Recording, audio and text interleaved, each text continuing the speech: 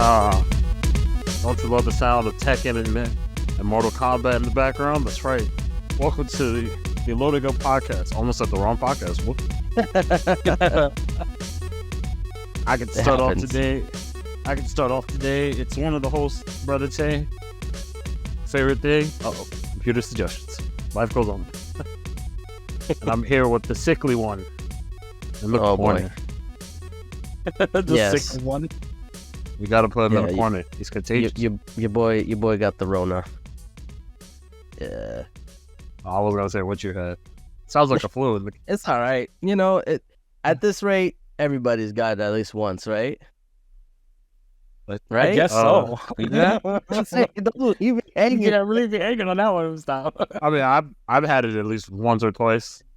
This is my third time getting it. Yeah, and I third think time people did. So the first two times I got it from other people. Like I was doing, I guess not. I mean, I didn't get it from my job because I work at a hospital. So you would think I would get it from my job. That's like, ground zero or whatever. But apparently I didn't get it. The first two times I got it from somewhere else. So, you know how. Tell them Natalie. I can't even tell where I got it from. Like it could have been anywhere. Like Natalie. I know the other one. No, she is actually negative. Oh. Literally, me and my kids are positive, and somehow, miraculously, she's negative. Is it real true love that she doesn't get it with you? Makes no sense to me, but that's how it happens. Is it real love if she doesn't get it with you? It's not a team effort then. No, I feel bad because now she still got to go to work. Exactly. That's Speaking of which, you've had a lot of time to play games. Exactly. That's what I was just about to say. Silver linings. I've been. Well, we were going to, but we didn't get to. Brother Zay didn't get to introduce himself. That's why I didn't right. go with the. No, I was just listening in. So I've definitely been using my time to catch up on my Starfield, and I feel like I'm starting to get into the meat and potatoes of the game. As we were talking about right before we started, I've done a lot of. I've been doing a lot of side quests. I feel like that's what I always do in like Bethesda games or just RPGs in general. But then I figured, you know what? Let me focus on the story missions because I know I heard a lot prior to release that don't sleep on the story missions. So story missions are great. Yeah, so I just started refocusing on that. I actually did all of Sarah, her like storyline or whatever. Mission? Yeah, and I did her like I guess loyalty mission or whatever. Yeah. It was so weird because it's been long enough that we could spoil at least the beginning of the game, right? I don't see why not. Okay. So like obviously like they try to push you in the direction to like they give you the option to like romance certain characters, right? Yeah. They've been pushing me to like romance Sarah. And I can't. She is not my type. Like I don't like her. So you can. I don't like. It's not that I don't like her. She's nice and she's been through a lot. If you play her storyline, you realize she's been through a lot. But like, I just don't like how she seems so like uppity and like prim and proper and stuff like that. Definitely by the book. Yeah, like I don't like that, and I just couldn't. They gave me the option to like flirt and romance. I'm just like, nah. Yeah, you can choose to be friends with them. Yeah. And then they will still become your allies. Yeah. But if that goes for every single one of the companions that you have, except for Vasco. Yeah, because he's a robot. Yeah, so you can if you're doing their like side missions, their companion quest, you're gonna eventually get to the point where you can romance every one of them, and or become friends with them. So they give you that option. It's not just for Sarah. Sarah's the first one you get. And if you're focusing on her, then that's the first one that's going to come up. And the thing is, I didn't even focus on her. She, like I said, I was just doing side quests, and she was the first companion I got. Exactly, yeah. So she was just doing the side quests with me, and it just so happened to progress her storyline in the process. Yeah, because as you play with the companions, you know, they start to get to know you. They start to talk to you more, and then they say, "Hey, can we do this? Can we do something?" And you go do their quest. You know, so it's like a slow build up, and this is with every single companion. Because I've done it with all the companions. They're all my allies and our friends, except for me. I married Sarah. Oh, you married? Yeah, I wanted some of that. Well then. You dog. Well, it gives you XP for sleeping with them once you guys get married and stuff. So it gives you a bonus That's what I did it XP. for the XP. I need them levels, baby. I need to get to level 100. But yeah, so I've been slowly making progress on that. Very good. What you been playing aside from Starfield? Well, I know you beat it, didn't you? Yes, I beat the entire game. I played 130 hours of it, and I'm still going because I already in New Game Plus 2. Who? Oh yeah, I'm in Ready New Game Plus 2. All right, so I know I asked in the group chat, is it worth doing New Game Plus? Like, compared to other games who do New Game Plus, where, like, So you know... I can't, all right, without I know- major spoilers, and I don't want Spoilers. to, yeah, without major spoilers, it's part of the story. So I can't really say yes or no. I can't really give you any, like, hints or anything. It's different enough that I should consider it. Yeah. All I can say is that make a save, and if you don't want to do a game plus, just reload the save. There you go. Okay. That's it. But at least experience it for the first time at the very least. Okay. Yeah, that's all I can say. All right. Sounds Yeah. fair. But besides Starfield, because I beat that, I'm still going back to it. I've been playing a lot of games. Party Animals just released on Game Pass. Oh, right. That looks so And much fun. I it wanted is- It is. I how- played a little bit. I It played a is little so bit. much fun. Me, my brother, my cousin's brother Matt, and his girlfriend. We've all been playing it. It's so much fun. We were laughing so loud. My wife was like, "Shut up, you're so loud." And then she saw me play. She said, "Oh, that's why you're loud." Yeah. So I want to playing play that with the kids, so I It was is playing so it a little fun. bit. It is so fun. They'll have a blast. I saw a video of it, just a clip of it on like social media. Mhm. It was so funny watching them talk crap about each other. 'Cause, Yes. it was like It reminds me. It reminds me of Gang Beasts when that Yeah, first came out. I wanted It so does. badly for that to come to consoles, and it took so long for them to do it. And then by the time it did, I was just like, okay, like the hype kind of died down. So I'm glad that this game is like kind of like rekindling that like need to play a game like Yeah. that. And like It's- you said, we were talking before that it's more than just like fighting. It's like Yeah. there's objectives that you can do. Yes, it is a lot more fun than Game Beast, and I think they take the mechanics, and they refine it to be a little bit better, especially specifically on console. So I mean, if you have Game Pass, it's definitely worth a download. Absolutely. Yeah, and I got Mortal Kombat 1, and I've been trying to play that. The game is fun. It looks great. Plays amazing, but man, these combos are hard. I'm gonna have to like stick with like one or two characters and just learn all their moves and stuff. It's So it's a hard battle. it is, but it's fun. So I could never get into like fighting games. Like, I don't know. It's like and it's weird because I get excited for them because it's cool. Like I grew up with Mortal Kombat, even though I never really like played it like that. It's just Really? one of the games that like I always heard about and that I saw people playing, and it's like it's cool that it's still continuing, but it's like I could never get into it. I mean, it's really fun. So But So- Tay, We did the for the stream. Got to finish Mortal Kombat 1, the story mode. nice. also you finished it. Okay. Yeah, I started House of Ashes and went Oh, nice. back to Kingdom Hearts 3. Oh my god! Well, you went back to Kingdom Hearts 3? Yeah, I had to go back to Kingdom Well, Hearts you never 3. finished it? Never got the chance to. Did you get the Remind DLC?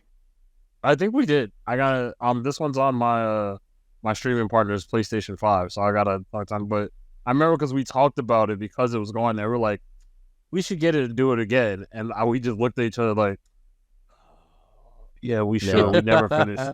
No, 'Cause- I'm trust me, I stopped playing that, and so and this is one thing that I appreciate that PlayStation does over Xbox is they separate the like trophies or the achievements Yeah, from base game to DLC. and I appreciate that because I got Kingdom Hearts 3 on Xbox, and I beat it. I got all the achievements, and then the DLC came out, and then it basically said, "No, you didn't." So I remember that. Jesus yeah. Christ. So now I'm stuck because I have to do all the achievements and remind this freaking.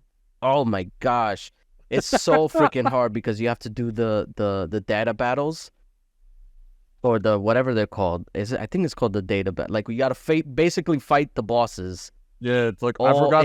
in a row. Yeah, it's a whole thing. Yeah, and I stopped after like the fourth one. I was like, bro, I cannot do this. So now I'm dreading because I know Kingdom Hearts 4 is eventually gonna come out, and I'm like, I gotta do that before I start Kingdom Hearts 4. So I'm just waiting for them to announce a release date, which hopefully it won't be for a while. But You can hope. Like you can hope, we can hope. and we'll let you hope. Well, I guess because we have plenty of news, I guess we'll just jump right into it. Yes. So we'll start with some Spider-Man news that came about running around social media, specifically on Twitter. How Spider-Man 2 does not have a dynamic day and night cycle and or dynamic weather in the game. And they did a interview with Insomniac Games. It was asked about the dynamic the day and night cycle and the weather, and they said it was by design because they feel like they have a really good lighting system, and this way they can tell the story how they want. So if you're in a mission and it's night, it will automatically put you in nighttime, and or if it's daytime and during the mission, it will automatically put you there instead of like dynamically just happening while you're playing, which is a interesting design. I mean, it's for me. I don't know. It's the next gen game. It's only on the PS5. I think it should have a dynamic day and night cycle with dynamic weather. I don't know. I don't understand why they wouldn't do that. Yeah, this news actually kind of surprised me because I said it before. Well, before we started, I was like, I could have sworn the first Spider-Man game had that, and apparently it didn't. Because I thought, because I remember when I saw the ending cutscene when you're fighting Doc Ock on like the building or whatever, I could have sworn I saw a different version from what I played, which was at night in the rain. I saw someone playing it in the daytime. Maybe it could have been like a mod because it was on PC at that point. Yeah, maybe it was a mod because I've only ever known that particular scene to be in the night in the rain. Yeah, maybe that's what it was. But that's crazy. Like, I know Insomniac is a great developer, so like I really shouldn't question them. But it's like it's one of those things where it's like you really couldn't pull this off. Like of all the things that you've been able to do in Spider-Man and Ratchet and Clank and all your other games, this was the thing that you decided not to do. I don't know. It's just very strange. But I mean, I doubt it affects the game really that much. I mean, this is not the only sort of little controversy that came out this week with Spider-Man 2 because they released with the PlayStation State of Play last week.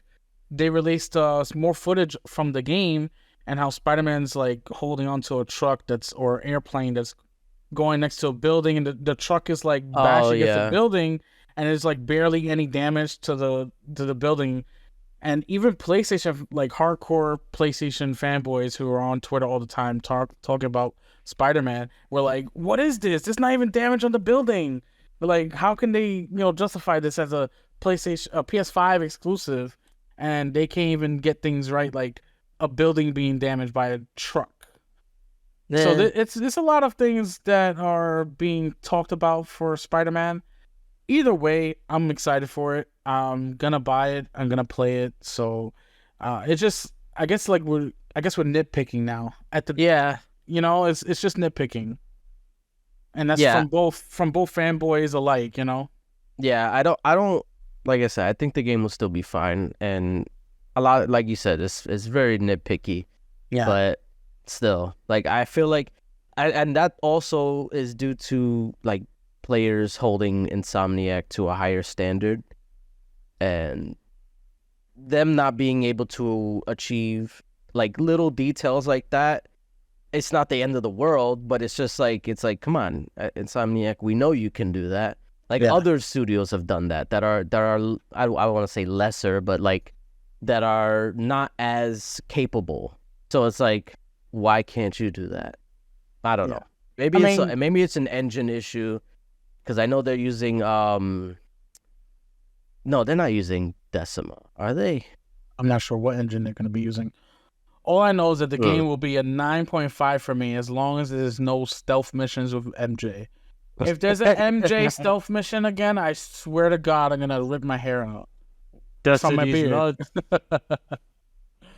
I don't know. I just hated like that aspect of the game from Miles and Spider-Man. I didn't mind it so much because it slowed the pace down to be like, okay, we'll let you breathe. No. I want to play a Spider-Man game. I don't want to play an MJ stealth game. All right. Non-stop bombastic. Yes. Over the top. If I wanna chill and take a slow pace, I'll just swing around the city to one of the highest towers and just swing. All right. I don't want to do a stealth mission with MJ. Not the bombastic side eye. No, this. Yeah. So all right. So we have some news from the Tokyo Game Show. Xbox did a digital presentation, where they had creators from Japan come out and speak on what's coming to Xbox, from the Japanese creators, and it was just like the Nintendo and the PlayStation State of Play. It was lackluster besides a couple of announcements about Game Pass, or what's coming to Game Pass. So they did announce Octopath Traveler 2 will be coming to Xbox finally in early 2024, they stated. Nice. So that's really cool, because Octopath Traveler 1 was on Game Pass for a long time and on Xbox, but it wasn't coming to Part 2 was not coming to Xbox. So now it's finally coming to Xbox. We got some news out of both Fallout 76 and Elder Scrolls Online. They're coming to Japan with full localization, which is great. You know, more options for people to play some of the best online games out there. Yeah. Phoenix Wright, the Ace Attorney trilogy, is coming to Game Pass on the 26th. So in a few days. So it's 3 games coming to Game Pass, which is really good. And this is a precursor to the new ones that are coming out next year. So hopefully we get to allow more people to play the Ace Attorney series. I don't know if you guys know about the Ace Attorney series, but they're really good games. Yeah, no, those were mainly on the DS, right? Yes, they were. I'm very familiar with it. Oh, perfect. Yeah, these are really good games. So if you're interested, they'll be on Game Pass. And they announced like a Dragon Gaiden, the man who erased his name, is confirmed to be coming to Game Pass day 1, November 9th, which is a big get. Like a Dragon series has been absolutely amazing, and for this to come out on Game Pass day 1 is a big hit. Yeah, I really need to like take the time to like get into the Yakuza story, because like I've heard so much about it and people say it's like really it's like so good, and I'm like, it really is. Yeah, I just need to take the time. Yeah, it is really good. I believe they're on Game Pass now. You can start by playing 0 and then doing Kwame 1 and Kwame 2, which are prequels, and then 1 and 2. Yeah. So that sets and they're up like the remakes. Stage. Yeah, they're remakes, so they play really well. That's how I got into the Yakuza series, and I know like from 3 on, it gets a little dated because now you're playing the older versions of the game. They don't have remakes for those. Yeah. But there's still great stories. Okay. Yeah. So, but not just that. Like a Dragon, there's another Like a Dragon Ishin. That one is coming to Game Pass as well. There's just no official date for it. So it's 2 Yakuza games coming to Game Pass, which is great. Nice. And I mean that's really it for the show that they have. They had a couple new trailers for Persona 5 Tactics and Persona 3 Reloaded.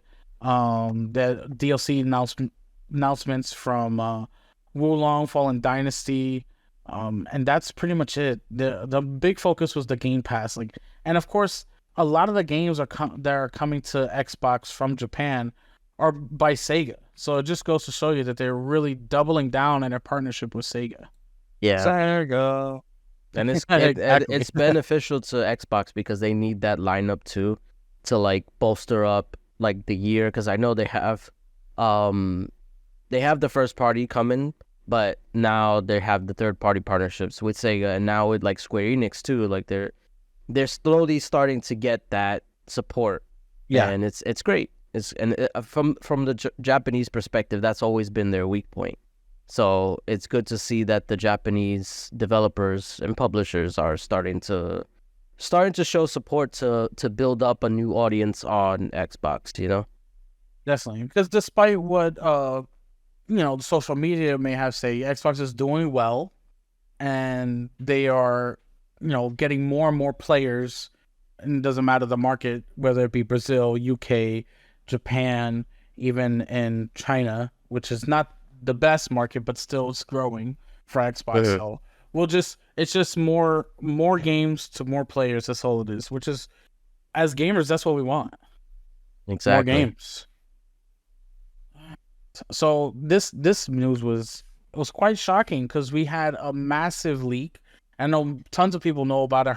Probably heard about it already.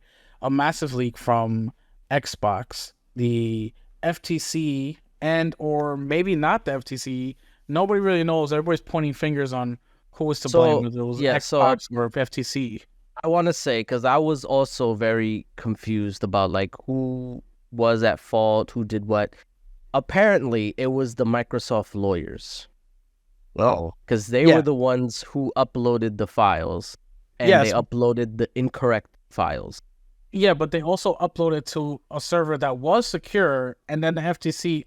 No, it was secure, but the files they uploaded were always supposed to be for public like consumption, because that's what the website is for. So that way the public can see the quote unquote redacted files, so they can like make articles and stuff like that. The problem is that the files weren't redacted properly. Man. So they weren't redacted at all. They weren't redacted at all. They were, but they had the unredacted files attached to them, which is I don't know how that even happens. Yes, like somebody was getting fired for sure. Yeah, no, somebody's losing their job. Oh yeah, Satya Nadella and Phil Spencer were pissed. So yeah, it was a massive leak. They're talking, emails. Biggest leak in Xbox history. I think biggest leak in gaming history. No, I think the Nintendo leak was probably the biggest one. Which one was the Nintendo leak now? I forget which one was that. This was like a few years ago where they leaked like it was a bunch of old stuff, but it was a bunch of like unreleased games, prototypes, code names, like for like N64 games, NES games. Like that was huge. They call it the Nintendo Giga Leak. No, I think this one's worse. I mean, we're talking about the whole Xbox roadmap from 2020 to 2030. Yes, but the Nintendo one was like literally all of Nintendo's history. Nobody cares about Nintendo. Let me stop. So, I mean, the leak was definitely massive. No matter what leak was bigger. It was big, yes. It was massive. They released the leak had an Xbox refresh, codenamed Brooklyn, which is all digital Series X with a faster processor and faster Wi-Fi connection, and a Series S refresh called Elwood, and they even released a new updated controller, and this controller is basically like a DualSense controller. It has DualSense features, feedback, and they have so much stuff that just reminds me of the DualSense. I was like, well, it's basically Xbox's answer to them. It has the new battery pack, so there's no more AA batteries. Now we also take this with a grain of salt because a lot of stuff could change since these are all old documents. It was just a roadmap that they initially had from, I think it was 2020. From 2020, basically a decade's worth of Xbox stuff and where they want to go So who knows if this stuff is ever gonna come to fruition? But it's still like to see all the work out there. It's just out in the open. It's crazy. It was crazy. Like it's just a random day out of the week that it just got leaked, and it was just an accident. So Yeah. and it leaked a lot of like stuff that was not painting Microsoft in the best light. Like I know one of the main issues that people were talking about was apparently Phil Spencer was talking about the idea of buying Nintendo, and all right, so a lot of people took it. They took it out of context. So it was basically reiterating what they've said in the beginning, that everybody is being looked at, like everybody. I think the problem is that nobody really understood what everybody meant. So they didn't include Nintendo as part of that everybody. They probably thought EA, Activision, Take-Two, all of them. They probably were thinking like big publishers, but they didn't think a big third-party platform holder. So the whole thing is that Phil Spencer was saying that if the opportunity arose and Nintendo came to them about an acquisition, that they would be interested. That was essentially what he said. Yeah. But people were taking it and not even just like the gaming community. Like I saw this on regular news places. Like they were saying that Microsoft, the normie channels. Yeah, basically the plebs or whatever who don't really follow all this stuff. They were saying like, oh, Microsoft is gonna buy Nintendo. And it's like, no, that's not what's happening. They're saying if the opportunity came to them, they wouldn't say no. Like who wouldn't say, like if Nintendo came to Microsoft, if Nintendo was in such dire straits that they were like I don't know, the Switch 2 bombed and they were losing money left and right, and they came to Microsoft, hey, you want to acquire us? You think Microsoft is gonna be like, nah? Like no, they're gonna say yes. Yeah. Whether or not it would be Spencer allowed. is gonna drop his wallet and be like, "Let's go, baby." And the thing is, he's gonna check the call log. Like, am I wilding? No, Right? this can't be real. Like, you really coming to me with this for real? No, so like, but the thing is, like, in like the perfect world, I don't even think this would even be possible, just because of how scrutinized the ABK deal was. They would never, no, I don't see any regulator, even the most lenient across the globe, approving this if they were to even attempt to buy Nintendo. Because that's blatant, like, anti-competition. You're buying a whole competitor out. Like, that's it. Yeah. Nintendo what? Now you're buying a whole, you're buying a whole competitor, and you're getting all of their resources as well. Yes. And all their IP, all their games. Yeah, it's everything. It's too big of an acquisition. And granted, they could do it from a financial point. Like right now, even at Nintendo's most successful, their market cap is only like 54 billion. Which, granted, I say only 54 billion, but like in the grand scheme of things, compared to Activision, who they just bought, that's around what they were worth. I think Activision was worth 60. So it's like, it's possible from a financial standpoint, but realistically, there's no way it would be approved. No. And Nintendo would have to already have been third party for a number of years in order for that to be approved. And we would already have to have had another like third party enter the console space or the platform space or whatever you want to call it to fill that void that Nintendo console would love. wars. Wars. Give it a few more years, maybe Apple will have a console. I mean, they already got the iPhone 15 that can play games natively. I swear to God, if an Apple console comes out and they shut down Nintendo, I will fight you, brother Zach. No, Apple they're not playing. And they're starting with the iPhone. So that's kind of like testing the waters just Yeah, to they're show, testing the hey, look waters. at this new chip or whatever. I fully expect the next Apple TV to be like The next basically Apple TV. rebranded as like a console where you can play games on. I Don't fully you wanna- expect it. Don't you want to play Pac-Man on the TV? Oh, they're, Come no, on, did you baby. hear? No. They're releasing like Resident Evil 4. They're releasing Assassin's Creed Assassin's- Mirage. Yeah, Oh, they really. Oh, this is over. Nah, yeah. I'm telling nah, I'm you, still gonna fight. I'm still gonna fight Brother Zay. Nah, he doesn't get out He's of it. definitely fighting. He's definitely fighting. I'm calling it right now. We're gonna end up fighting.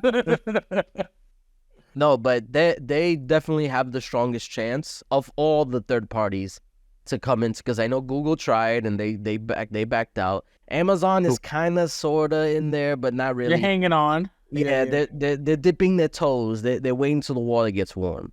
I'm gonna find a way in there eventually. But Keep the Apple is clothes like, on. nah, we jumping in, Yeah. and they get in the big games, and I assume they're gonna get more big games, in the coming, like probably like next year they'll announce more games. But I think it depends on the sale of the 15. If the 15 Pro, because it's only the Pro and the Pro Max models that can be able to play those games natively. It depends on the sale of those particular phones, and then on top of that, the sales of the games and of those the games phones. themselves, yeah. So that's what really matters. So in the next year or two, we'll be on the lookout for Apple and what they'll do within the gaming space. But it is telling that they are pushing this, and we all know that at least to us who are well informed in the gaming community, we all know that Phil Spencer didn't really mean to say like he was going to purchase Nintendo. Yeah. It was more like this is something that he would think is his crowning achievement in his gaming, like If it were to happen. career. Yeah, this would be his crowning achievement if it were to happen. Not saying that he was going to. Anybody who actually thinks that would be possible, especially after the success of the Switch and all their IPs, is just absolutely delusional. Yeah. And Which so going back to the whole what was it, X Brooklyn or whatever? Yeah. So their mid-gen refresh. And I essentially called it because I knew for sure they were gonna do one, but I always said that they're not gonna talk about it because they still want you to buy the current consoles. And the thing is like, oh well, PlayStation's having a those are just rumors. Granted, they're most likely gonna come to fruition, but nobody's getting an interview with PlayStation execs to ask them about this stuff. No, literally, they don't do interviews. Yeah. Sony does not do interviews. So, like, I'm pretty sure if they did, somebody would ask them, hey, is a PS5 Pro coming out? And they would probably be like, oh, well, we're focused on the PlayStation 5 now and growing that, blah, blah, blah. They give the BS answer. But if they were to ask, they would give them the same thing. And that's what Microsoft did. That's what Phil Spencer did when asked about it. They said, no, we're focused on this one. We're not necessarily saying we need a refresh or whatever. But this shows that they were already planning a mid-gen refresh from the start. So hold on, because I don't want people to misconceive what you're saying here, because it's not like the PS5. They're rumored to bring out a PS5 Pro, which is another SKU, right? This was Right.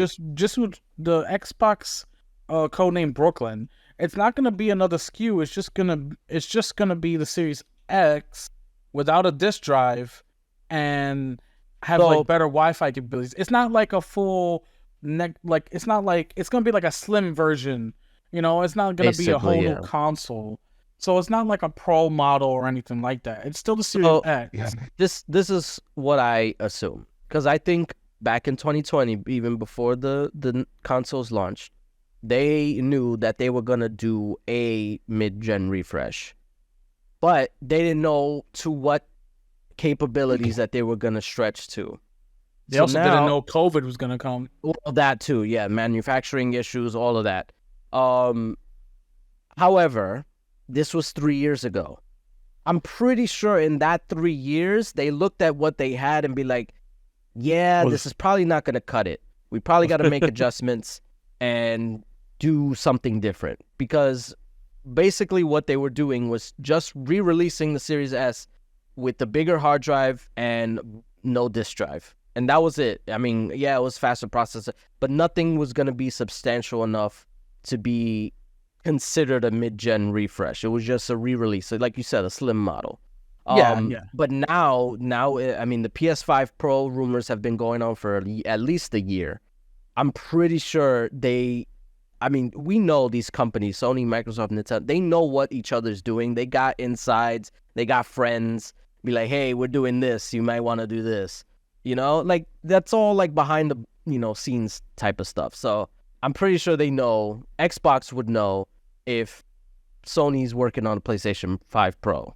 And if so, they're going to have something to respond to it. And I think what got leaked was kind of like the bare bones early stages of what they had planned.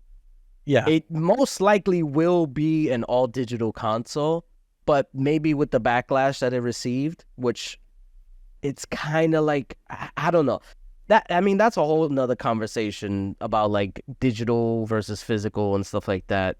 But I do think that they're going to release something substantial now, especially with the rumors and stuff like that. And even Phil Spencer said, like, this info is outdated. And definitely. He said that we look forward to sharing what we actually have planned to show or to bring. So we just got to wait and see. But this basically proved that there is something being worked on. And that his statement that, we don't need a mid-gen refresh was basically just being like, we're not ready to talk about that yet, so stop asking. I mean, they're always constantly trying to work on a new console or a new controller to innovate, to try and, bring more people into the console gaming sphere. Because as we know, they did say that they're still focused on console gaming, despite being in third place.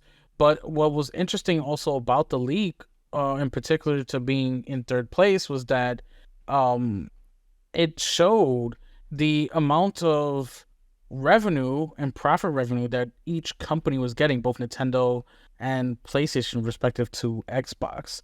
And it turned out that PlayStation is actually making less money than Xbox and Nintendo. So technically, if you're going like the fanboys always do, they talk about sales, and they always talk about sales. Oh, what about, the sales?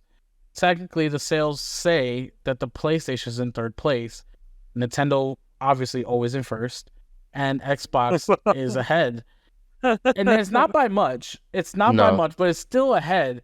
So this has been going around on Twitter where they're showing the graph of the revenue.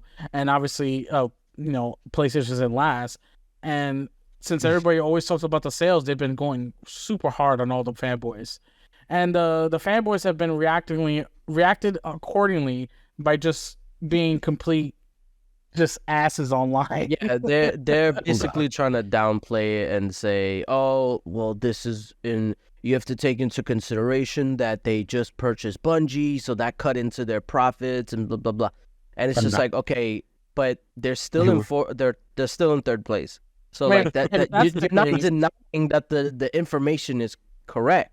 Yeah. You're trying to downplay the significance of it. Sony brought Bungie for what, $3.4 billion.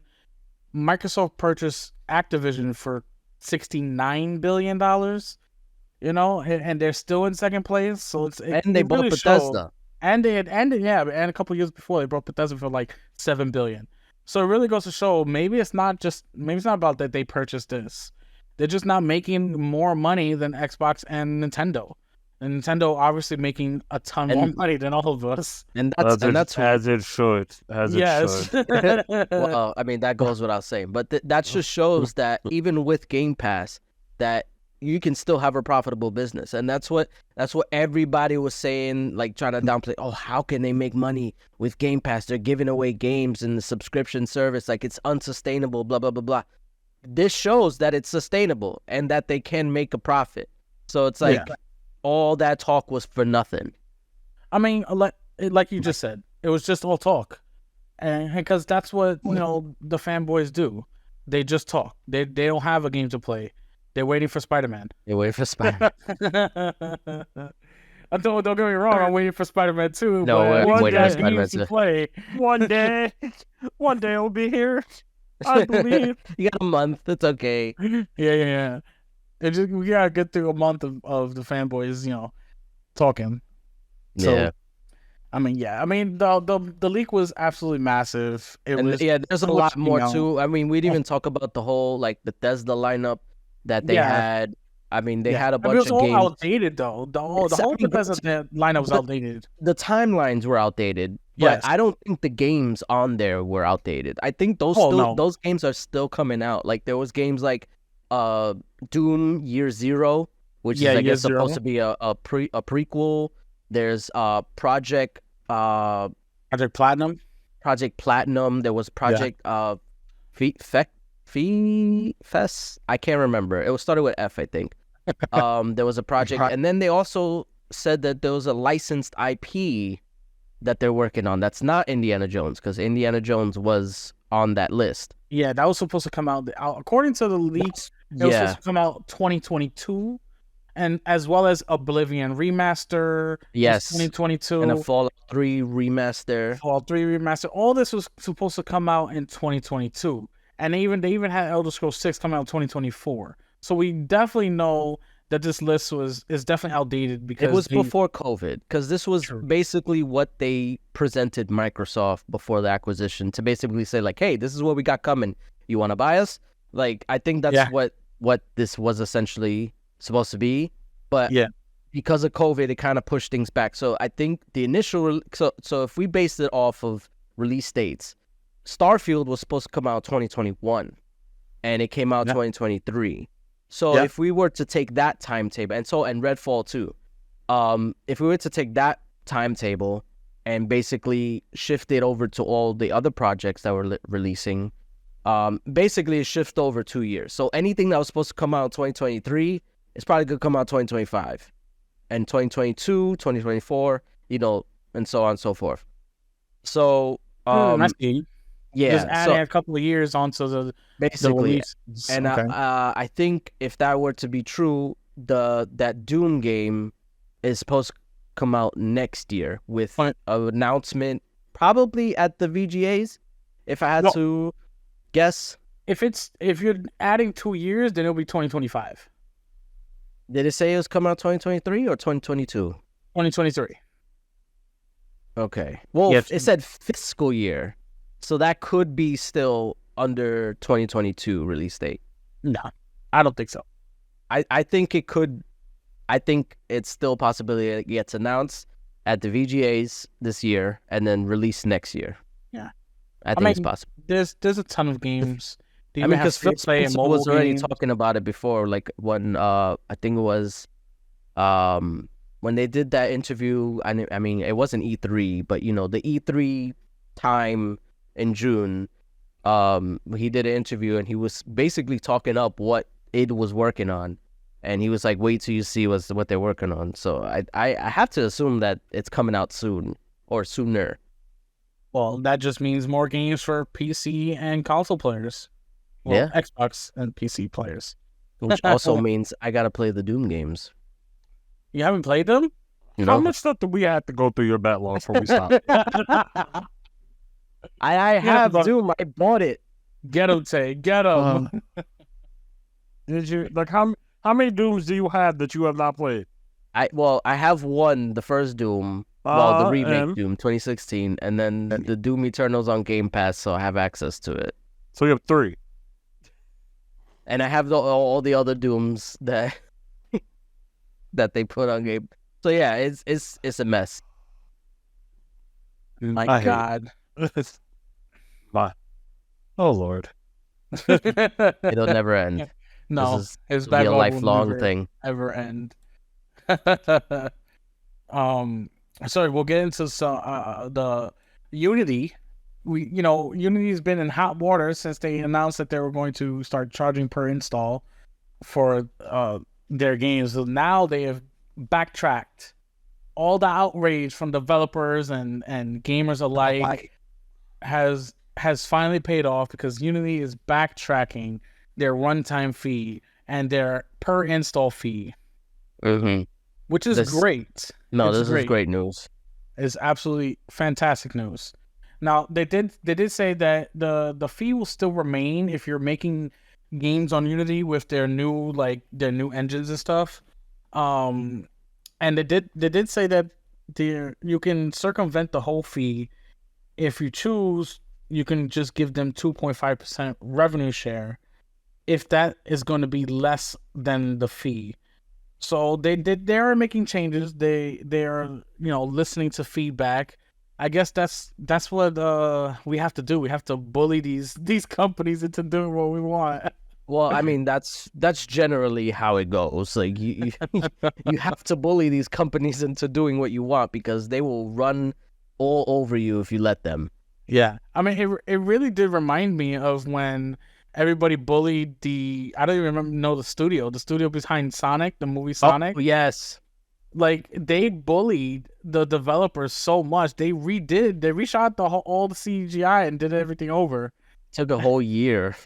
It took a whole year, but it was worth it. It was worth it. Yeah, Sonic ended up being... the movie was actually really good. Yeah, no, it was, and that, again, it's been proven throughout time in any industry, movie industry, gaming industry, music industry, bullying works. It's a sad truth. We do not condone bullying on the Loading Up podcast. But you can bully these corporations. That's what do you okay. mean? Yeah. What do you mean by that? That you can bully these corporations because no. What did brother say? We do not condone bullying. What do you mean by that? Who's this? Who's we? If we're talking strictly corporations, then we bully them. Yeah, because they bully their employees. So that's a fact. We bully them. We bully corporations here. There we go. Is that better for you, Brother Tay? Yes.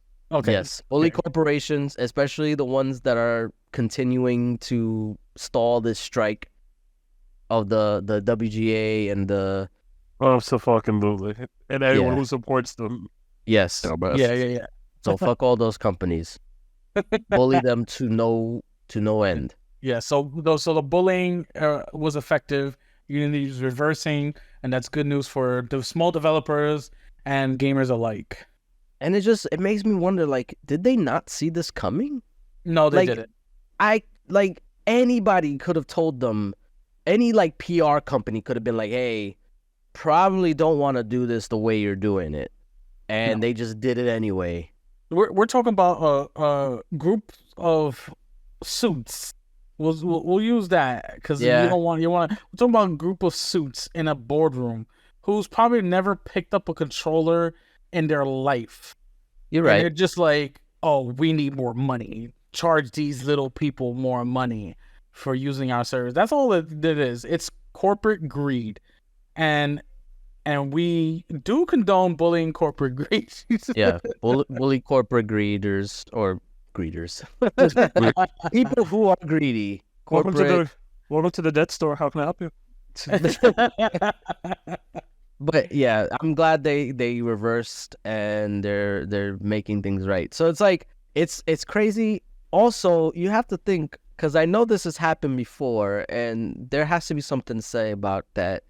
Sometimes there's companies that will do something really shitty and then backtrack and be like, oh, no, we realized our mistake. Feel like we're cool, right? And then people like saying, you did the right thing. And then they start supporting them again. It's like, it's a way to get goodwill and attention at the same time. Because who the fuck was talking about Unity before this? Nobody. Rick James. What? What did? Rick James. Who said that? Yeah, so nobody was talking about it before, and then now it's on everybody's mind, and now people are more supportive of it, especially the developers, because now they don't have to worry about paying a bunch of ridiculous fees. Yeah. And now it becomes like part of the conversation again. And it's all, honestly, like, I wouldn't put it past them if this was part of the plan. If they were intentionally releasing bad news in order for them to backtrack and then get the support again. So that way they can get the publicity. I mean, that definitely would be a tinfoil hat theory. That's your tinfoil hat? Yeah. You keep that hat on, all right? Now, I will. We'll jump into some major news coming out of the UK finally some updates from the CMA, and they have provisionally approved the Activision Blizzard deal. And that is a major step into some of the final nails in the coffin to the ABK saga that we have been talking about for the last, year. I feel like since the start of this show, It has been the start. Yeah, so since the start of loading up, we've been discussing ABK and all of its news and all its glory, and we finally get a provisional approval from the CMA. It's the last leg of the regulators coming together. it's almost done. It's almost over. I'm so happy because I'm getting tired of and I feel like the last month or so, there was no talk about it because people were so freaking fatigued and annoyed about the whole situation regarding CMA, FTC, different regulators, the EU. It was constant back and forth from the beginning of the year to since the end of the FTC trial, and then it just stopped, and it's just everybody was just okay, I don't want to hear about it until you give a ruling, and that's what we got. So this essentially, something drastic would have to happen because it's our biggest I think story. What's that? It's our biggest story, though. I don't want it to go. It is. But now we can talk about the future of what this means and stuff like that. I don't like future. His music is not. It's not all I need. Now we can shift.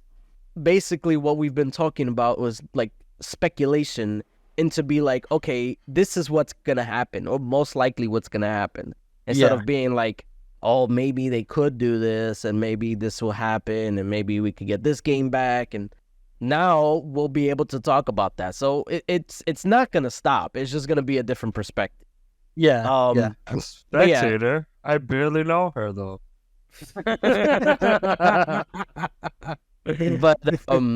but yeah. So it's finally coming to an end, and this, honestly, I cannot wait.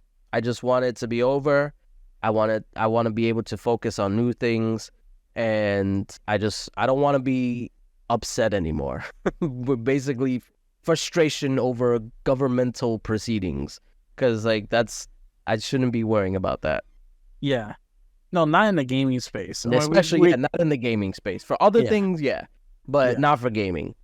I mean, we get it. It has to go through all the regulations, and we want that. We want it to be fair and legal for all gamers. But just sitting through all these processes, it has been a headache, to say the least. We do have some things for people to the people who were keeping us up to date, on Twitter and stuff like that. Yes, they're false patents, keeping everybody up to date in both on Twitter and Twitter Spaces, because he was literally in the courtroom during most of the trials for the FTC. So we had very good people who were just posting some great content to keeping up just regular people, regular gamers like us, up to date, and explaining everything. And I was gonna say just dumbing it down for people who don't really understand like us, because I try to understand, but a lot of it goes over my head. It's a lot of legal jargon. Yes. Oh my God, so much. Yeah. But we're appreciative to those who do understand, who are now part of the gaming world by default. So that was really cool. And I know this is just a provisional approval, and we still have to wait for the final order, which should be coming probably early October.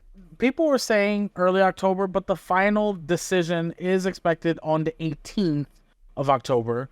So I'm gonna keep it up until the 18th, because we don't know exactly when the that's final. The deadline. I don't think that's when they said before the 18th, because that's the deadline. So it has to be the 17th at the very latest. Well, the CMA has been dragging their feet through this whole process, so I'm giving it to the 18th. No, it can't, because that's the deadline. It has to be before then. They will find a way. We're talking about the UK here, all right? I don't think if they wanted to, they would wait. They wouldn't even give a provisional approval.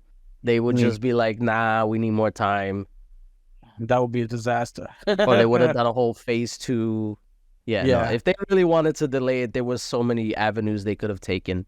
So I think it's gonna be swift after this next couple weeks. I hope you're right, honestly. Because like you said, it's been a long drawn out fight, and we're finally getting to see the light at the end of the tunnel here. And like you said, we'll shift the focus from if it will be approved to what games we'll see on Game Pass. Yeah, because I think once it gets approved and once they finally close, we'll get like a little mini round table like they did with Bethesda to basically talk about what this means, what the plans are going forward, what games are going to be available when, because I know it's not going to be a giant dump. Like, it's just going to be like slowly, like they did with Bethesda. Not every game was available day one. They released it in waves. So I assume that's going to be the same with Activision, because they got a much larger lineup of games compared to Bethesda.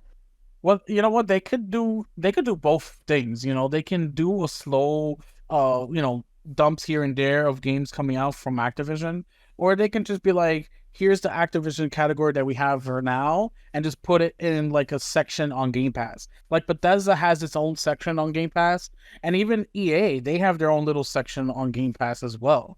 So like they can do an Activision section, and just have there's not games a lot rotating in and out. No, I think it's gonna be whatever is gonna be there. Like, it's not gonna come out. Like, that's the whole point. They want their games to be on Game Pass indefinitely. Yeah. So I think the best way to do it, because they need to keep people subscribed. So the best way to do it is release a little bit of games here, or at the start, and then maybe like in December release a little bit more. Then in February, release a little bit more. So that way it's like people have something to look forward to. Because honestly, going back to like the whole backwards compatibility thing, I look forward to when they announce more games that were going to be backwards compatible, because I was like, oh, I want to see which game is coming out. And it was always like one bigger game that like people were looking forward to, that they wanted it. So the wave, what am I trying to say? The approach is I think is what's gonna work for them, because it also keeps people subscribed to Game Pass. Definitely, and that's what they want. I think at the end of the day, they want more people subscribed to Game Pass, because you can literally play their games on cloud, on PC, laptop, your phone. It's not just the consoles anymore. So Steam Deck, or Asus Rogue Ally, all that stuff. And then the Legion Go is supposed to come out. Yeah. Also, we forgot to mention, part of the Xbox leak was apparently a handheld that they had planned. They did release like sort of a roadmap of things of peripherals that were going to be released. Yeah. And yes, it did look like there was a handheld on there. I don't know. They didn't specify, like, it wasn't given like a whole project or anything like that. But yeah, I think maybe that could potentially be like a partnership with like maybe Asus, like a Xbox themed ROG Ally, and or maybe like a Steam Deck version, maybe a partnership with Steam to get Game Pass on there. I know that's been a thing that's been talked about. But yeah, that was also there. I completely forgot about that. Yeah. I mean, like I said, the leak was absolutely massive. Yeah. So there's a lot of stuff that came out. We didn't even get to cover probably 5% of it. We're talking mostly, everything that came out. Yeah. The big stuff, but there was a ton of stuff. And let's just hope that this gets over quickly for the CMA so we can move on and play Activision games in Game Pass. Absolutely. Which for me, which won't matter, because I buy mostly Activision games, so I've owned probably most of them that will be on Game Pass. I'm the same. Yeah. But it's good for a lot of other people. Yes, especially like Call of Duty players, because now that's going to drive a lot of people to get Game Pass from there. Yeah, definitely. I mean, that's all we got for the news. That's it. I do Uh, have yeah. one question because I actually we talked about it a little bit, but I do Okay. want to get your guys' opinions on the whole digital versus physical. Like got it. what? Because I know that's been like kind of like a hot topic. Like what are you guys' thoughts on that whole discussion? Or digital to versus physical. Yeah, what do you prefer? Like why and all that stuff. I'll Take a I'll go first. Yeah. I personally prefer at this point in my life digital. Okay. I love the idea of physical games, and I always will, as growing up with it. But it's also come to my attention that as growing up, a lot of my games stopped working after, like, my parents, after my mom like touched them or scratched them up in the wrong place. I gave them to like my cousin for like a good 2 days, and now it no longer works on my GameCube or just my PlayStation. And my brain's like, I just so I could keep playing the game. I like the idea of it just being digital. You ever go ahead. No, continue. Go. No, I was gonna say, do you ever accidentally step on like a game case? Oh my god. Oh man. So I never stepped on a game case. 'Cause I keep my games on the shelf where they belong. Listen, You I was a know? kid, okay? I mean, That happened to me with my Halo Reach disc. I was so upset. ooh, Ooh. Reach was a I good know- game. I never broke a game stepping on the game No, case. I broke it. It was Oh, in pieces. Dang, you're a How- little monster stomping around. I You didn't take a know it big- was there. He taking big steps. Yeah, it's a big Jesus. step. No shit. I didn't know it was there. But Yeah. anyway, All right, so Now when you you- know. when it concerns physical versus digital, I want it all digital. It's easier. I feel like it's better. I game share with my wife, so I don't have to buy 2 sets of games. I buy was one also game, I thinking get 2 that. copies. Yeah, Yeah. exactly. So it just makes more Those- sense financially. You know, I don't. Yeah, you don't run the risk of like losing your game, just taking it to another friend. Be like, oh yeah, let me log into your thing. Oh, Yeah. there we go. So you Yeah. said you want to play Jackbox right now. We got all 9 of them. exactly. There you go. Yeah. So I mean, it's just the way things have been going for a long time. You know, PC has been going more and more digital, especially with Steam and everything. And you rarely see like a PC disc game, you know. So that's been the trend, slowly but surely going toward all digital, and I'm here for it. I think I only have one Series X game that's physical. Every single other game I buy is all digital, including Starfield. The Constellation Edition, which I got, was digital. You know, Digital, yeah. I mean, I get it. I understand the need or want for a physical edition of the game for collector purpose. I get that, but that's just not what I want, nor do I care. I don't want a 50 disc. I have like 85 games for Xbox. Just my Xbox alone. I have 85 games. Where am I going to put 85 disc and all their CDs and everything? Where am I going to put that? You know, like I don't have the room or space for that. Boom, Yeah. digital. There you go. That's basically like my feelings too. Like before, I was kind of like either or. It's like whatever. And this was back in like the 360 PS3 days where the games actually ran on the disc. So there was a actual like valid option or argument to say, oh, I want a physical disc because I can save room on my hard drive, and that was what I did for a lot of games. Because there were some games I had digital, and then I remember you can actually install. Like I think Xbox was the first one that let you install games to the hard drive. But yeah, so what I started to notice, especially with the last gen, these games, they don't run on the disc anymore. They just install to your hard drive. You're basically buying a installer to install the game to your hard drive, and then your disc becomes a key, so that way It lets you know. It lets the console know if you can play it or not. Yeah. But that's it. So once I realized that, I was like, there's literally no point in me wasting my time going to the store, buying a physical disc. Now I get there's a lot of sales that you can get from physical. Like you can find like bargain bins and buy one, get ones at like Target and stuff like that. I get that.